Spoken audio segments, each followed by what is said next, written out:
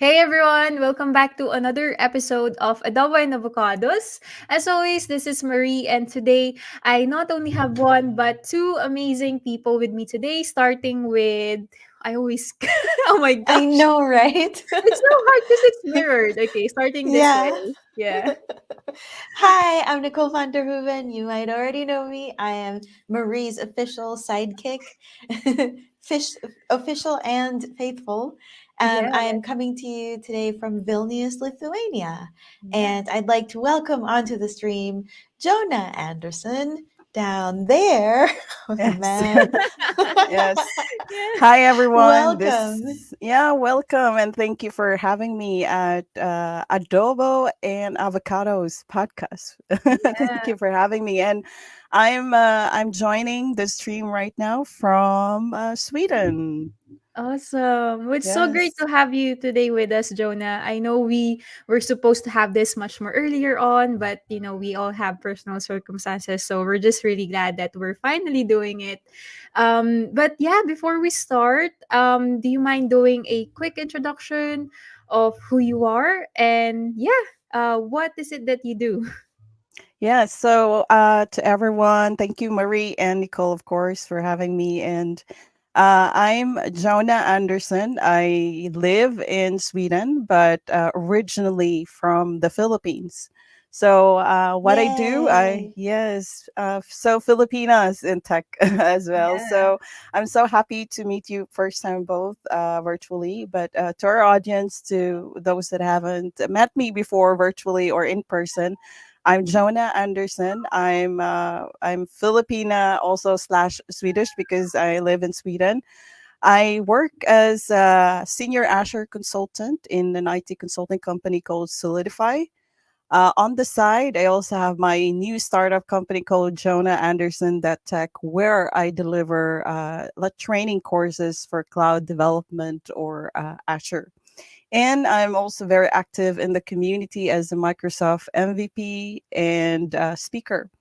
I'm leading Azure User Group Sweden, a podcast, and yeah, very active to knowledge share. So we will know more about me soon because this is what we're going to talk about, I think.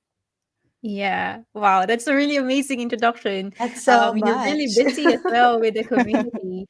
But I guess before we delve into all the questions around how you got started, what is your adobo? So this is something that we always ask our guests because adobo, it reminds us of home, it reminds us of Philippines. So is there any particular food, or it doesn't have to be food, it can be a memory or an activity that reminds you of home?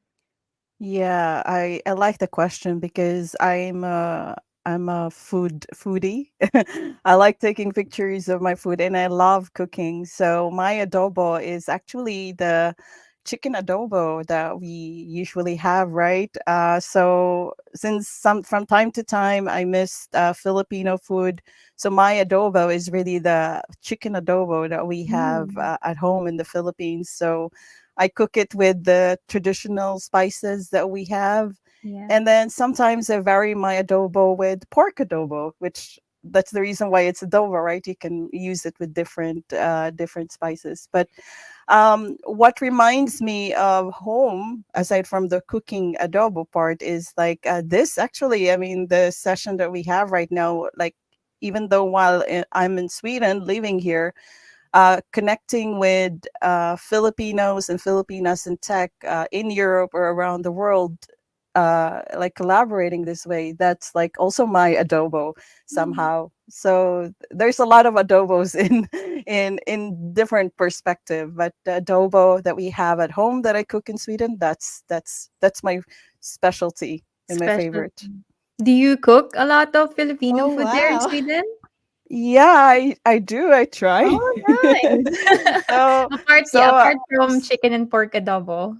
Aside from that, I like doing sinigang. Mm. So yeah, the sinigang. So the last time I had an opportunity to visit Philippines was like in August when I was switching between job. So I really made sure that I have the spices that I need for the adobo. Like there's the version that you can add banana blossoms leaves as well in the spices, Oh. and the sinigang, and I think yung ano yung yung sisig. Oh, Sisling sisig. sisig. Oh, Yeah. it's not easy to find it, but sisig. But sometimes I miss eating lechon, which is not easy to Yeah. to Oh cook in man, Europe. yeah. Yeah. Am I making you all hungry right now because it's my I lunch am Yeah, break? I am, yeah, I absolutely. am Yeah. getting hungry, yeah. I haven't eaten yet, so yeah, a little bit. Yeah. Yes, Oh gosh, yeah. Filipino food is just the best, and it's great that you're also cooking like yes, I Filipino do. dishes back there in Sweden. Yes, it's great. Yes. Yeah. And as for dessert, Filipino, since it's like Filipino, it's like I recently have an ice cream machine. So the first Oh Oh. ice cream wow. machine that it's like a compressor that you can make ice cream for like 1 hour. So the first ice cream that I made was like ubi ice cream because it's like my favorite. It's my favorite ice cream in Pinas, which is not easy to Yeah. buy because Europe, diba? Mm. Yeah. Oh, I'm sorry. I'm speaking Tagalog. It's Sorry. good, it's great. No, I think people can still understand it. But Yes. Nicole, I don't know if you've noticed, but we've been talking about ube the past I Ah, past know, three right? episodes. And it's Like, it's really I don't making me know why want to get that ube is. right now. no. Yeah, yeah. When you visit me in Sweden someday, I'll make sure I have like ube ice cream and Yeah. something ube for both of you. Next And summer prepare an food. adobo also and some avocados on the side. That would be awesome. I haven't Yeah. had it in a very long time because I don't Yes. cook. Oh, Yeah. that's good thing. It's compliment because I might not be cooking, but you're probably good in dancing, which I am not very good at. Yeah. I don't know if Kar- I'm good at dancing, no. Yeah, I Karaoke, I wouldn't say like I'm good at karaoke. dancing. That we like in the Philippines. So if I have Yeah. friends, I do karaoke. Yes. Yeah. Now we're Okay. having fun already. Yeah. Okay, now we'll go over the serious parts now. Yes, No let's do more that. no more talks about food and ube. Yeah, otherwise um we'll be hungry soon. exactly. But yeah, Jonah, can you tell us a bit how did you start your career or your journey into tech? Because now you're working in Sweden. I'm guessing you were already working in the Philippines, or was that a completely different transition? So tell us a bit more about your story and how you got into tech. Yeah, that's a great question. Thank you for asking, Marie. So, it's a story actually, a journey. It can be very long if I explain, but I'll try to say it the short version, so our audience don't get so bored that they think they're reading a history book. Just kidding. But to answer the question, my story started from the in the Philippines, and from the beginning, I did not actually plan to work in tech. When I was a young child, I dreamed to be to be a civil engineer, like engineer like we have in the Philippines, making designing buildings, helping the architect build buildings, literally. And the reason why I wanted that from the beginning, it's because in the Philippines, it's typical that if you're a woman, you go for nursing schools or degree. If you're a woman, you need to be a teacher because that's more opportunity. But at that time, when I was young, I want to do something the opposite. So I said I want to be a civil engineer because it will allow me to build something, and I like to draw. But then my parents said, "Hey, Jonah, we can't send you to school in college after your high school because we can't afford it." So my parents are not like rich, like you know how it is in the Philippines. So I was saddened by it, but during my senior years in high school, I had the opportunity to take a scholarship, government scholarship. So I took the exam without telling my parents about it. I took the exam. The week after I passed, I was selected to be one of the government scholars to take Oh the wow. scholarship. So, but then the options that I have, which schools I will go and take courses I would take, does not include civil engineering courses because they were not part of the program. So I chose the closest available then, which is computer science. So that's the beginning of how I got very interested into tech. This was in year 2003, back then, 20 years ago. And I studied computer science. I learned my first programming language, built my own website there. And when I graduated from that studies, my mother passed away of breast cancer. So, as the eldest child of the family, I took care of my sisters and brothers, younger ones, and ended up working as my first job as a technical support in a call center in an American company back then in Dumaguete, where I grew up. So that was my first job, and nice to support my family. And then I also worked as a travel consultant, as a freelance writer there back then. And then about 11, 12 years ago, I moved to Sweden and then had to learn the language, of course, Swedish language. Yeah. And then I decided I really want to follow my path in IT. So I studied more software development in Sweden for about 3 years in their college here. And then I started working as an IT consultant here in Sweden for the past 8, 9 years. And here I am right now, as you could see in the public or my profile. So that's my journey and my story. And even though I'm not in the Philippines, I'm still supporting my family and communicating with them. And my journey is really a journey of resilience in life, which I'm very thankful and humbled as well. Yeah. Your story is I just have Yeah. to say that it's just so Parang maalaala amazing. mo kaya? Yeah, I know, right? But like, were you working while you were studying, or this was after you were studying? You mean in the Philippines or in Sweden? Yeah, Because in the Philippines, because you said you started your first job as technical support, yes, supporting your family. So was this after the studies or after the during? study. So After. when I was like graduating, I supposed to go to like the stage. Our graduation in the Philippines. You Yeah, have your parents or something. yeah, But then I at that time my college was like they have that trimester. So even though you're supposed to study computer science for 4 years, it's kind of like intensive compressed in 2 to 3 years because like you have trimester, and then I think they change it later on. But when I graduated, that was also at the time when my mother had like had died of breast cancer, so I didn't actually go to the stage, but I got the diploma and all the paper stuff. But right after that I had to kind of find the work, like work whatever work available in my city that's good, well paid. And that was my first job. Right after school I ended up like working for my family and my siblings so I could also send them to school, because I'm not sure how it is today, but as far as also in the Philippines it's not free to go to school, especially in yeah, college. So it's tough for some parents or some students there really want to follow their passion. yeah. Yeah, That is you've so really accomplished a lot inspirational. of Yeah. amazing things. I mean, I think most people who get into tech are focused on like what languages do I need to learn or Mhm. whatever. But your story is doesn't start there. It starts with getting the drive within yourself, even at a young age, to be even be able to get to the point where you can apply for a scholarship. Like it kind of reframes where the journey begins, because a Mhm. lot of more privileged people think it's just about graduating and finding that first job, but Yeah. for you it really began much earlier than that. And it's really nice to see where you've gotten to.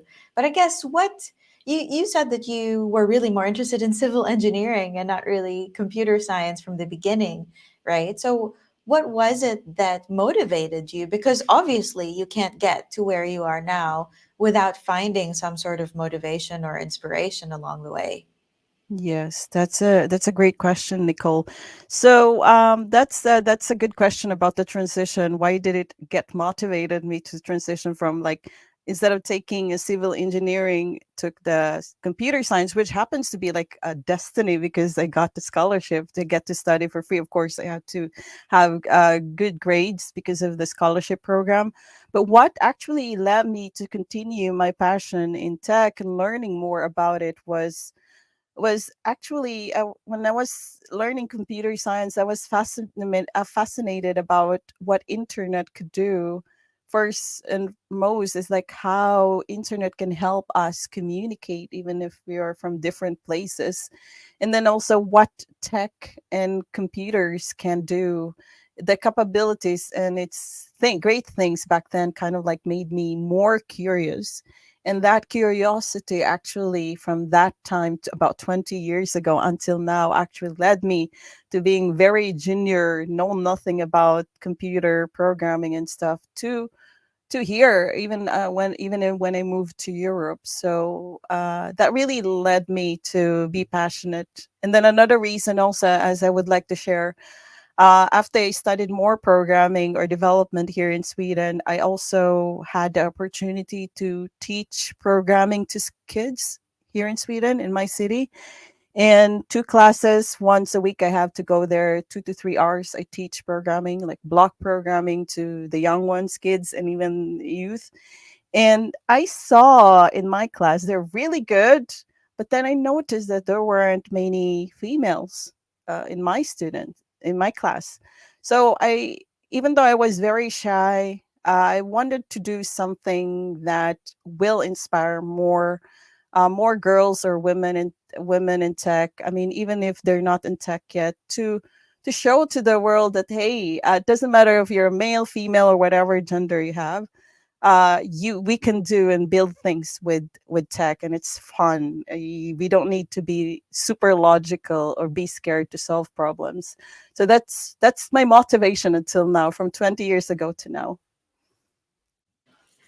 Oh, that's awesome. Wow. We have a hello from Alec Cruz here from Australia. Oh, I'm nice. Australian too, ex Melbourne, so welcome. Hi, Alec. Welcome, Alec. Yeah. Jonah, I also wanted to ask what your experience has been regarding being a woman getting into a technical field, even if it was, civil engineering at the start that you were aiming for. What did you think it was like to want that as a woman in the Philippines? Yeah, you mean yeah, so yeah, thanks for the question. So you mean like how does it feel to transition from like wanting civil engineering to working in tech, correct? I guess I was just asking, what did you think that other people reacted in a positive way, Mm, or was that very common in your circumstances, in your situation, for a woman to okay. get into a technical field? Because I know from talking to you earlier, we grew up in a different place even though it was Mm, the same country. yes, So I'm yeah. curious to see how whether your experience was different. Yeah. Uh, in the Philippines back then, when I decided to study computer science, I believe it was actually well accepted. Like, especially in my city, Dumaguete City in Negros Oriental, in like mid Visayas region in the Philippines.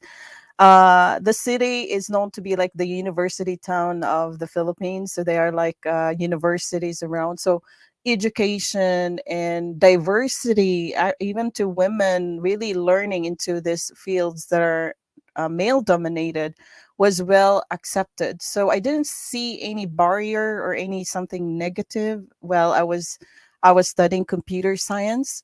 So what was good in the Philippines, what I noticed was that really kind of uh, I mean, gave me an eye opener was when I switched back. I mean, when I moved from Sweden, I mean, from Philippines to Sweden, when I started more software development, like in one of the cities here in Sweden, there I saw the gap directly. I saw that in my class where I studied C sharp programming or Java, out of like 20 students, we were only like two, three female students. So there I saw the gap. And then when I started working as an IT consultant myself, I could see myself, or I was actually like the only female programmer in a group of developers. So there I could see the difference in as someone growing up in a different culture to a different culture in Europe. I really had to learn not just the language, but also to try to adapt to the culture, of course, work culture where I am, but at the same time, not losing my personality as me and the personality that I believe that like that I know what is right and what is meant for me. For example, learning how to speak up. That is something that I learned while working as an IT consultant and beginner here in Sweden. Because if you don't speak up here, people would think that you people will there's a risk that people will mistreat you or misunderstand you. So it's good that you voice out what you think is not right or what you think you can contribute. And that really made a difference in my career here in Sweden. So for the past 8, 9 years as one. Yeah. It's good that you mentioned that because I've experienced a similar thing. So I studied computer science, not in the Philippines, but here in London. And I've mentioned this in previous episodes already. But, the class, it was really big. But looking around the room, especially the first day, I could only see a handful of women, and the rest were all male students. However, in the Philippines, so maybe my experience is a bit biased because I studied in an all girls school. So I studied at St. Paul's University. So even if it's a computer science course, a different course, it's all women. So maybe that has something to do with my experience. But studying here, computer science, I just remember thinking, wow, there's not a lot of women in like in my class, and I think that provided me with extra motivation to do as well, because I don't know, I just thought that, oh, I think I have to prove myself even more because there's not a lot of us. So I had that feeling that I have to also work twice as hard. Did you feel the same, Jonah, when you were studying here in Sweden? Yeah, I think I had that. What do you call that? The imposter syndrome. I think they call it also in the other terms. Yeah, I did actually have that feeling. Actually, I mean, not just of course that I want to excel because I'm a person that's very driven, even from on my younger years. Like I used to be a scholar, and in the Philippines, if you're chosen as a scholar, you really have to work hard to get the good grades because if you don't have good grades, then you will lose your scholarship. That means no school. That's like the root. Well, I'm driven also, but I think in terms of like trying to excel or doing your best or better when it comes to this IT group or team setup at the workplace or even in schools in Sweden, I noticed that I have to kind of like try to level up with my classmates and see that, hey, even if I came from the Philippines, I didn't grow up here, I know that I can do these things as well. But not to the point that it's kind of like taking over me because I'm a type of person that's confident and self-aware, and I didn't want to think about what others think of me in a negative way. So I always think of it as a positive thing. And what I have learned, I also try to inspire it to my classmates or my colleagues. So, yeah, I think it happens sometimes, but I think it's part of learning and communicating better as well. We have another comment from Alec who says, as a 60-year-old white male, I can attest that we used to have a lot more women in tech. Then in the 80s or 90s, the bros came along and made it toxic. I think I understand that because he said he was Australian previously. My experience was quite different actually, coming from where I was in the Philippines to Australia because I lived there for 12 years. And that's actually where I got my start in tech. I felt like in Australia, I was more free to be more technical. I felt like where I was in the Philippines, women behave a certain way. It's not about equality. I always felt that we were equal, we were on the same level, but it was more about gender roles. And very early on, I was pushed towards languages and literature, things that I excelled at. But I also really enjoyed, maths and sciences. And those were kind of ingrained in me to be things that were predominantly male. And it wasn't like if I did well in maths that it wouldn't be accepted. It was, but there was the sort of, even in the school, like the maths and sciences had a lower weight than home economics and English literature and composition. I mean, it was ingrained into the system that these are the things that are important, and those things, those other things that you like, they're not so important, so you shouldn't focus on them. And it was only when I went to Australia that it was like, oh hey, like, yeah, there are fewer people here, but everyone's so excited that I'm a woman in tech. And I actually felt like this is pretty cool. Like everyone's so supportive. That's really great. Yeah. So I did actually like had the same like feeling when I got into tech. Like I'm excited to be different. When I got into tech, I see myself as the only. So you kind of like feel unique. Of course, you wish there were like fellow female developers and it is more equal. But I did actually feel that excitement working in tech and excited to kind of like learn from others, because curiosity and asking great questions to learn, they are really important in collaboration, but also for all your own upskilling as well, and collaboration with others. Yeah. Now maybe we can talk about your story, like when you went to Sweden. So you said that you also studied here in Sweden. What was the reason of, I guess, choosing Sweden in the first place? Like we've spoken at different guests, and I think the first like few countries that they've always mentioned are Australia, US, or Canada. So from your perspective, like why did you choose Sweden amongst, I guess, like all the other countries?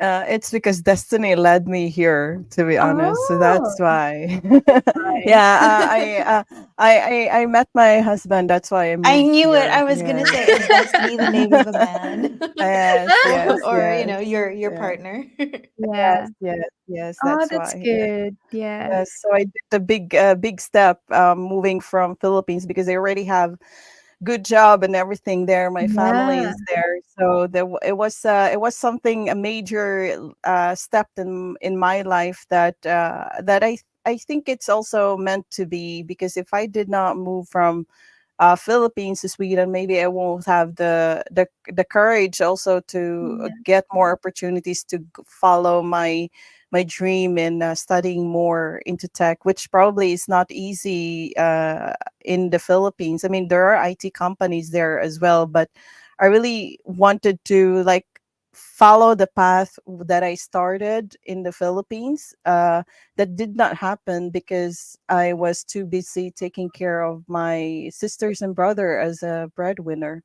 So when I moved here, it was very tough to move from a tropical country, beautiful country like Philippines, to Sweden. But I did try to adjust, learning the language and really focusing and following my dreams in tech. And for that, I think I did a good job in having all the patience and hard work. Uh, yeah. Yeah.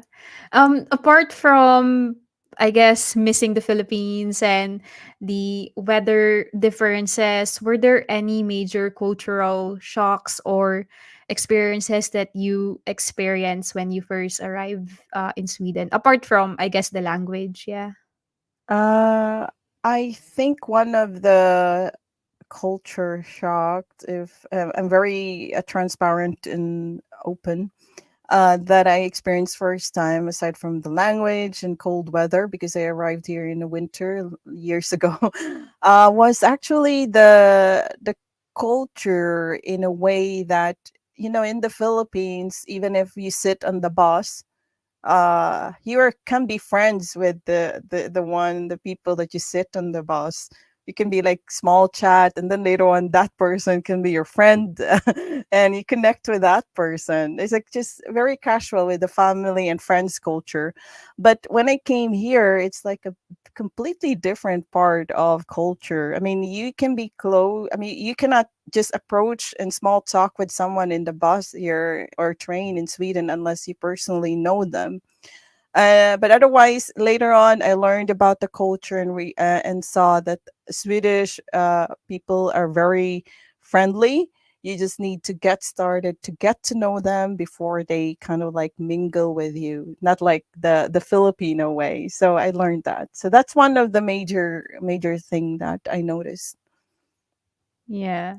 I'm laughing because Nicole and I were were chatting last week because she was um I think you were on your way to get your tattoo, Nicole, and you've already made friends with Yeah. like the people that you meet like Oh, when you're Yes. in your bus. And for me, so I have a very introvert personality. I don't know what your personality is, Jonah, but I feel that I wouldn't be able just, to have that conversation with a stranger in like a public bus. But Nicole was yeah, saying that, oh yeah, we were having conversations already like at this amount of time.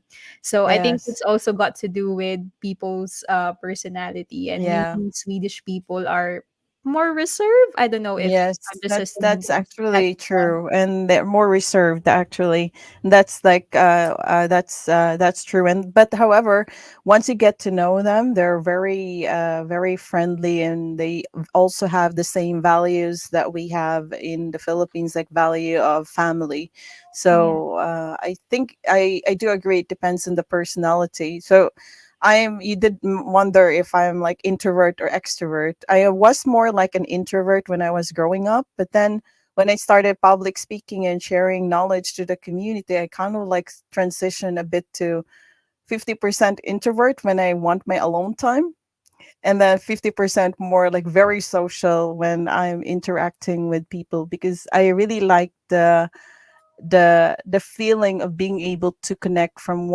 myself to another human being and get to know and learn their story, and the story, my story, and the story of the other person that you connect with.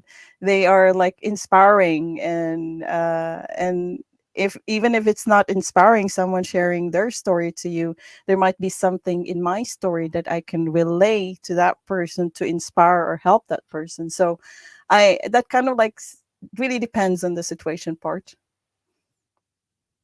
Yeah, I think it's both, right? Mm, There is obviously a part that comes from your personality. Every person's different, even if you were brought up in the same household, in the same culture, you can still be different. But there is still a predisposition that comes with the entire culture. And I think, for example, in the Philippines, one of the more prominent parts of our culture is that it's very communal. We are taught to think in terms of the group, in terms of the family, in terms of the team, in terms of the company.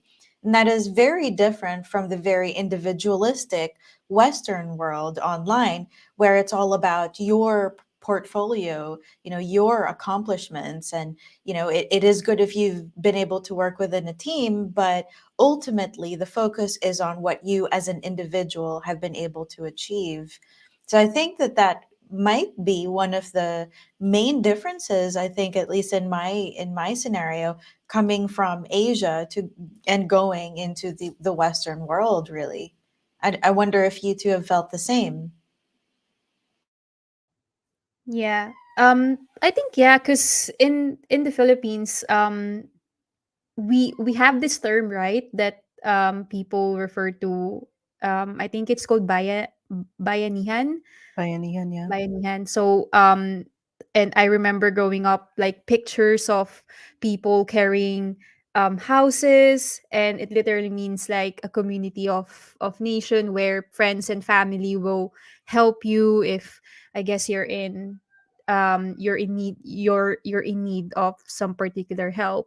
But here, in the UK, and it's especially true, for example, when I started studying, when I started working as well, I had to be more independent. I had to think um more of what I want. So for example, here, I couldn't get some funding from the government to pay for my tuition fees, so I had to work part-time. I had to use some of my savings. So but back in the Philippines, it's mostly you either get a scholarship or help from your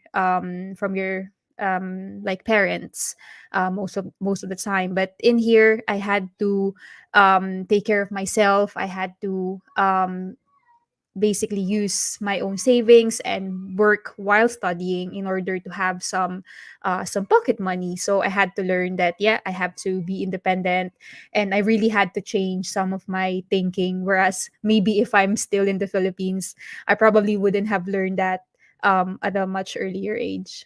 Yes, I can relate to what you shared, Marie, to that. So even though back in the Philippines, I'm already like I mean, independent in a way that I help take care of my sisters and brother because of life circumstances. I have to take over as a breadwinner when my mother died.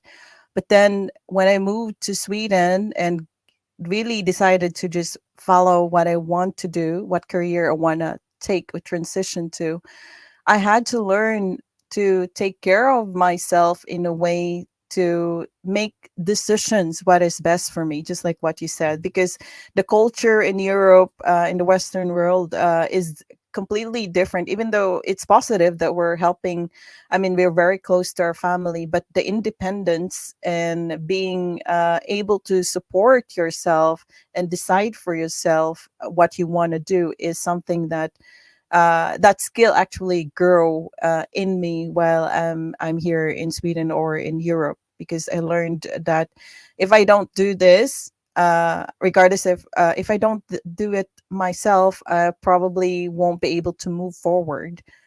Even though I can get support from others, but it's me that needs to drive this because nobody else. If I don't, that's what my the mindset that I grew up with. And it's so interesting because when you've lived in a European country for a while and adopted this culture and mindset that you know that works for you and you get successful with it, when you communicate with your family and friends in the Philippines, they kind of like comment out that you seem to be a different person because you're kind of like you decide like if you we meet on at 1 p.m. then we meet on 1 p.m. no Filipino time.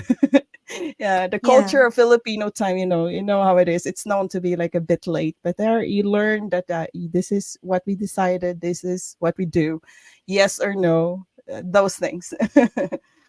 Now, this is part of the hidden cost Yes. of being an immigrant, really, going from one culture to another. In addition to all of the professional and technical things that you have to learn, you're also constantly straddling the line between two different cultures that are extremely different. Even the way that we interact with our bosses, in the fact that we call them bosses in the Philippines, like in the Western world, they're managers, but they're also really just colleagues, and you can demand their time. You expect one-on-one time with your manager, but in the Philippines it's much more, you have to be much more subservient. You never call them by their first name because you have Mhm. to use some sort of honorific. Our previous guest last week was just talking about that fact that we always call them sir or ma'am or whatever, and those things are really difficult to get over. And even things like being advocating for yourself in the Western world, it is seen as a positive thing because you're out there, you're being very visible. It's almost a negative thing in Filipino culture because it's like you're shining too much of a spotlight on yourself and not on others. Yeah. And the more gracious thing to do when you get a compliment would be to compliment somebody else in return, rather than to say, actually, yeah, I worked on that and I did a good job, thank you for noticing that. Yeah. That's like, whoa, that even now saying it, it makes me feel a little uncomfortable. Yeah. Yeah, It's I do. it's Yes. different because I remember back home, like we have this term, like if you're talking about your achievements, people will say, and I'll speak in Tagalog, but people will say, "Uy, ang yabang naman, di ba?" Like people will say that in a joking way. Yeah, But and at meron Yeah, ding or both. ano na mahangin ba sa labas? oh yeah, yeah, ang That hangin, yeah, term. Yeah, yeah, like is it windy because they hear yeah, that people. windy, yeah, Yes, but I do like your honesty, Nicole. I like the transparency that we're talking in this conversation because I'm very transparent and learn also to speak up in things that matters. But I do agree with you that it if you're like if you notice in my LinkedIn like right now or even in my social media, even the way I speak maybe, and even in, I mean, I talk to the conferences, I mm, really like confident in a way that I advocate myself, but at the same time humble at the same time. yeah, And that in the Western world, I think that's more appreciated because you're open and vocal.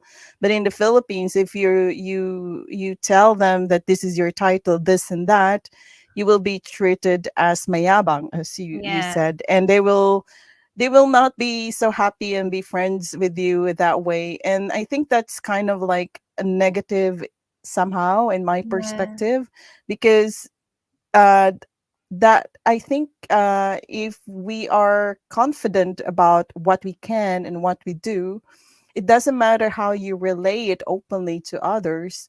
You should be like happy for fellow kababayans like yeah, us, like, right? And then I think it's a matter of personality and how the mindset of the people, how they look into you in their perspective. yeah, And as a speaker, someone that's really like happy about what I've been doing, maybe some people will misunderstood me or say negative about things about me, we don't know. But I think what truly matters is I know my why I do what I do, and why I contribute it to others and help others. So that one, it really matters. And don't let the negative voices that you hear sometimes, that can really happen, not everything is perfect, yeah. to get into you and discourage you, because when you are discouraged, it will affect your motivation to inspire others that probably need our help. Yeah. I think in the Philippines collectively we have that saying about crab mentality where rather than being happy or being supportive of someone's successes, you bring them down. You don't like to, I guess, congratulate them as much as they would have wanted. And I guess from what you're saying as well, you really have to become your biggest advocate because no one is really gonna give you that much support, and it's just gonna be yourself. So we tend to be more critical of ourselves, but really we should all be our biggest fan, our biggest Yes, supporter, because no one else is gonna do it apart from from yourself, really. So yes, it's great that you are doing the advocacies that you're doing now. yeah. um I don't know if you've done some workshops or some I guess help in terms of making you feel more confident in the way you present yourself, but you are doing a lot of advocacies. So when did that start? Did you had to do some public speaking workshops, or you just decided that okay, I've got lots of things to share, now it's a time for people to hear what I've learned and hear what I want to share. Yeah. That's a great question. Thank you, Marie. As I think I mentioned from the beginning, I'm a very shy girl when I was growing up. So before my mother died, in, you know, in the Philippines, when we go to school, there's like this like activities like dancing with the classes for to present to some activities in school. Always the last person to volunteer to be part of it because I'm shy being the center of attention. But then what really changed, to answer the question, is the experience that when I was teaching programming to kids, and that kind of like a breaking point that, hey, I need to share to the world that what I do is fun as a developer or as an IT consultant. So, but I'm very shy, so I have to slowly, in small baby steps, teach myself to get out there. And during the pandemic times, that was actually the times when I started public speaking. So, because of the pandemic, the only way for us is that we work online and we talk online like this.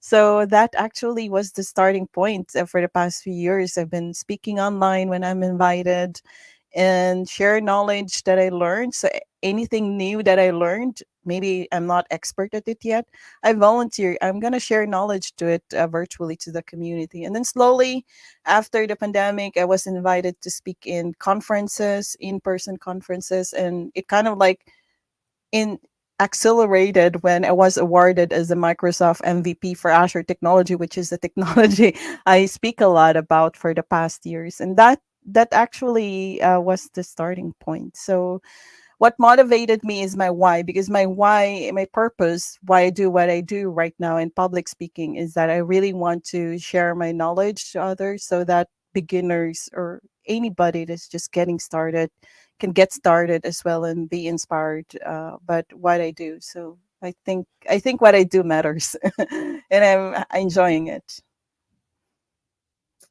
Yeah, I think that's really important, especially understanding what your why is. Because if you're just doing it because of it feels like a checklist, it feels like, Mm, oh, in order for me to get promoted to my job or whatever it is, then that is not gonna last. You really have to agree.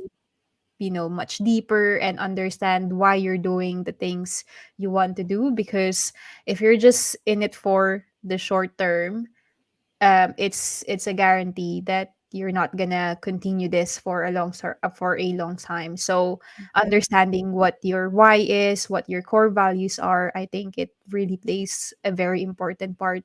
Even with the things that we're doing, like we're doing this podcast, we're doing this live stream, and it's not really work related, but I think of it as work because it's helping me and it's helping Nicole um, increase awareness that there are other jobs in tech apart from being a developer. You can also be a software tester, you can also be a developer advocate. So the more episodes we do getting people in, the more awareness we raise that saying to people who want to have a career in tech, there are a lot of options and it's not just a specific career ladder. There's a multitude job positions and there's different entryways into tech. So it's really great that you mentioned the why. Yeah, Yeah. I do agree with that, and that's the reason why I love what I do, because working in tech doesn't mean, as you said, not just working as a developer,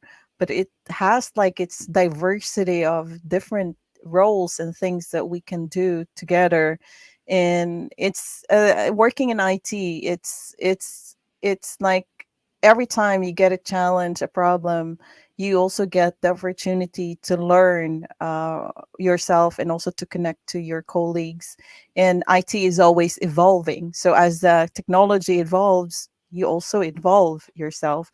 And maybe today I'm working, I mean, I did actually transition 50-50. So I worked as a .NET developer through as a consultant for the past years, but I did actually got a new position in my consulting job where I lead the cloud DevOps team.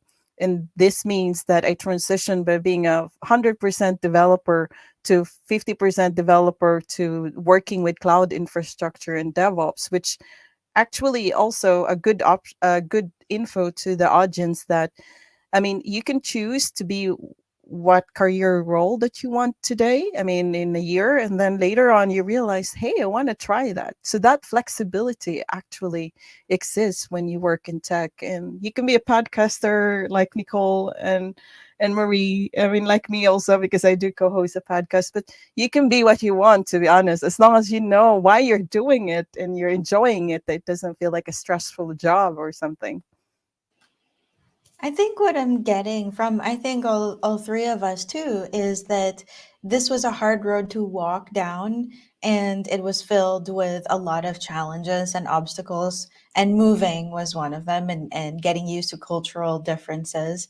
But once you're sort of past that point where I know, we don't really struggle to find tech jobs anymore, but once you've gotten past those hurdles, there is a part of you that wants to look back and make the way easier for those that are yet to come, and kind of improve, be the change that we want to see, basically, and try to make it easier for people who look like us, who have had our experiences, to even consider getting into tech.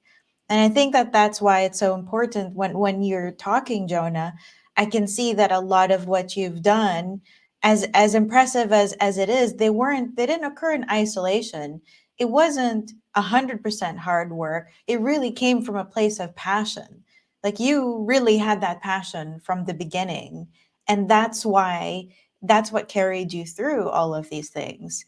But I guess my question is, how did you find the passion to begin with? Like, how did you know that you wanted to get into something technical? What if you wanted to be like a ballet dancer or something? I think the how did I find my passion? I think once you once you find it, it's just like, you just like feel it. So when you do something and you feel like, this is what I'm good at, and this is something I want to learn more. Like, if you feel like you're doing something like tech or whatever like development, if you feel like you're into it, and then you feel like, I want to do more of this, I want to learn more about it, and then if you feel like that passion that you want to learn more has this like positive way of paying it forward to those that are like that used to have the same journey as me as a beginner, then you know that you found your passion, because it's not just about me, like improving myself, technical wise or non-technical wise, but also you're sharing it to the world, or to others that are just getting started, regardless if they're Filipinos or non-Filipinos, or if regardless if they choose tech or non-tech field. And for me, that is the passion that I have to share to others in the field of tech, is my bayanihan way of sharing. Because we have the bayanihan culture, right? So you mentioned, Marie, the bayanihan, we have that popular thing. So Yeah. when you bayanihan is like, we lift each other up, like someone needs help with their house, and then we help them carry that house to another point, from point A to B. But in the world of tech, if I were to visualize it, maybe this person that needs help with their house, in this case, maybe a technical career that they want to move through in that journey. So as an inspirational person in the field of tech, I can use my skills to uplift that person so that he or she can be from point A to B to where he or she wants to be. So for me, that's bayanihan, my passion to help. That's beautiful, Jonah.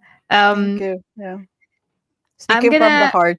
yeah, it did. With passion, And passion. did. And I guess with all these different advocacies, all the bayanihan efforts that you are doing, because at the end of the day, we're all humans. We get Mhm, tired. We've got personal lives as well. mhm. How do you balance everything with your personal life? That's a great question. That's because I have my work as a consultant. I have my mini company now that I use training, and then I have my personal life. I lead a community, and then host a podcast. So I have these bubbles around me. So one of my strategy actually is to try to prioritize which is what matters most to me. Of course, my job is a priority, so I can earn money, but the second, not really second, but actually parallel, because the parallel priority that I have is my personal one. So I have to teach myself. I think my camera froze, right? I think so. Let me start. Yeah, it Am I did. I moving? was wondering about that. Oh, okay. Let me see. I want to. Yeah, your audio is really good, but I think the camera froze. Okay, I think you're There you go. back. You're back. Yes, it's good. Yes, that. Yeah, I was trying to say that for me to balance life and work at the same time, and also being a community leader and speaker, is to set the top three priorities that I have in my life. Of course, work and personal needs to be in parallel, because if I'm not in person, like taking care of myself, self care, then I won't be able to do my job. And also, as well, the community things that I do, like speaking in podcasts like now. So I think taking care of myself, self care, not just sitting on the computer, is a really uh, is a good strategy that I have. Second is that I try to plan my day ahead of time if possible. That this is my priority this week or today. Organized is the word. And then a third is to try to learn to say no in some things, even though we're so passionate about it. So it's not easy. It's easier said than done, but that's one of the things that I'm learning as well. Yeah. Those are great strategies, especially the last point. As much as we want to be everywhere and not have that fear of missing out, the FOMO The effect. FOMO. Yeah, Yes. we really have to take care of ourselves first, and prioritize that. If our body is saying no, if our body is not in that best mood, or we're not feeling it, then we just have to accept that, yep, we need to recharge first, and then Mm. you'll be much better, because everything starts within you. So if you're not taking care of yourself properly, then yep, all the other advocacies that you're doing, it will also have Yeah. an impact. Yes. um you're Agree. also writing a book, Jonah. um Yes, I tell do. us Yes. tell Yeah. us about that experience, because you're writing, I think it's called Learning Microsoft Azure. So tell us about it. Yes. Yeah. So, part of the things that I do on my quiet time outside work, on the evenings or sometimes in the weekends for the past 2 years, was actually writing, focusedly the book called Learning Microsoft Azure. And it is a book that is a fundamentals of cloud computing and cloud development, focused on Microsoft Azure as a platform. And actually, this book project was something I didn't plan to do. So, about 2 years ago, when I started this project, I just had this idea that, hey, I was in a cloud migration project and I learned so much from it, both up and down. So, I haven't written a book before, so I reached out to Rayleigh. I got contacted, I got the project, so I started working with it. So this book aims to help those IT pros or anybody that just want to understand how cloud computing works and want to get started developing with it. So that book is actually on available online at Rayleigh's learning platform, but the paper copy or the printed one will be published next month in by the end of November. Oh, So exciting. Wow, I'm congratulations. I'm Yeah. very excited for it. All the effort and quiet times I did for the past 2 years on my free time is really coming into a reality. And I was happy this morning because I saw a post from someone from Nairobi. I forgot her name exactly, but she wrote to me or mentioned me on one of her LinkedIn posts and said, I'm preparing to take the certification for Azure Administrator. And she said that I'm using Jonah Anderson's book as a learning material.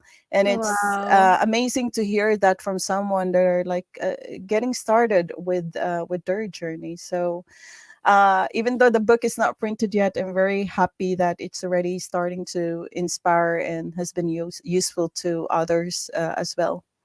Yeah. That's so In amazing. Yeah, we'll make in sure my to first add. book, Yeah. also Yeah. first book, technical book. So it's amazing that I have conquered and survived it because, but it's I will have to be honest that it wasn't like all stars and fancy all the time because there Yeah. were parts in the middle of my project working on this one writing this. I was close to like giving up, especially Mhm. about like the process is like you're writing the capital, let's just say chapter 6 already, and then you Yeah. get a feedback on the previous chapter that hey, this looks I mean the editing part, you have to Yeah. go Mm. forward and then you have to go back to edit and then back and forth journey. But it's a learning journey. You get to learn to be patient, you learn how to organize, and you learn to receive feedback because my book has technical reviewers, so other people that really are experts in the field Yeah. volunteered to be tech reviewers, and they read my book, the draft, and then they provide feedback. If you're a writer who is so confident that I know what I wrote about, your ego can be attached for the first time you receive this feedback. But as the time goes in this project, I actually appreciate the feedback I get, especially the constructive type, because that's how my book becomes more valuable and more of its quality when it's like contributed by different feedbacks from different people in the field. Yeah. We'll make sure to add any links as part of the video description so people can also check what the book is about. Yeah, thank Um, you. I can't believe it's been over an hour already. Yeah, that was really quick. I feel We've like been enjoying. we need another hour. um, Yes. but I guess final question from us, Jonah. What would be your advice to women or underrepresented groups who want to have a career in tech? Yes. Yeah, thank you so much. That's a great question. I have three advice, top three, because it's good with three. First advice is, of course, based to summarize all the discussion we have. First is to uh, know your why. And that why is actually based on what you want and your passion in your life or the career that you want to take.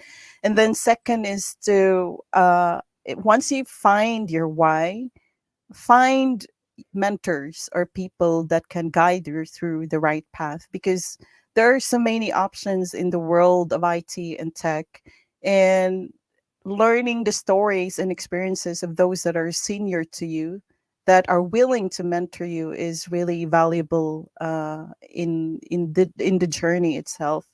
And then lastly, third, once you get to the point when you have surpassed all the challenges and you are where you wanted to be in your career, don't forget to share it to others and forward it and be a mentor yourself as well and do something that the next person that you inspire will be inspiring others as well, like paying it forward. So those are my top three advice to those who wants to join the league of women in tech. Yeah. Oh, beautiful advices there, Jonah. Thank you. But yeah, I think we are done for today. I just want to say thank you so much again for being with us. You've shared a lot of really great advices, inspirational stories. And yeah, we're just really amazing. We're just really amazed at the accomplishments that you have achieved and all We're the also advocacy. amazing. Yeah, you Oh, are, you yes, are, you we are are amazing. You all are remarkable, amazing. Jonah. Yes, we are remarkable. We You are, are. I'm also very happy to be part of the show, even to our audience watching us or even the recording. Thank you for listening to my story. And I'm very happy to meet you, Marie, and Nicole in this podcast. And I'm happy that you reach out to me because if you didn't reach out to me, then we won't be able to connect in this setup and learn more about Mhm. each other. So I do hope to invite you in my own podcast as well. Yeah. So I get to Awesome. learn your story as well because I'm Yeah. curious to hear your story and be inspired by yours as well. Definitely. Definitely. Yeah. This isn't gonna be the last conversation that we Yes. will have. Yes. Yeah, But and for I hope now, to yeah. meet in person as well Yes. and eat some real adobos together and avocados. Yes. Yes. Yes. Definitely. All right. Yes. All Thank you. right. Well, thank you, Jonah, again for being with us. And yeah, you to all who've tuned in with us today, thank you so much for watching. But yeah, we're gonna finish this off and hope everyone will have a great day. Thank you. See you Thank you. next week. Thank you. Bye. Thanks for Thank having you. me.